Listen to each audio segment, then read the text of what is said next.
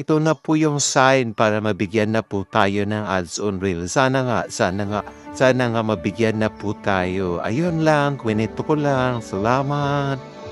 Panoorin po hanggang dulo. Thank you.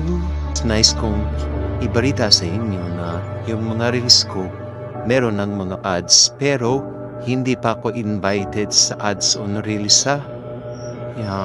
Nag-search ako sa ibang content creator. So ito yung sagot guys. May advertiser na nag-request kay Facebook na advertise yung product nila sa 500 na katao lang.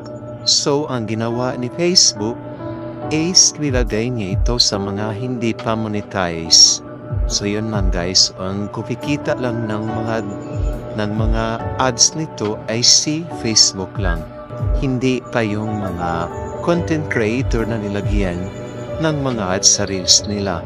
Pero ang good news dito guys, dahil napansin ka na ni Facebook na lagyan ng ads yung mga reels mo, so ito na yung sign na sa susunod ay ma-invite ka na niya sa ads on reels.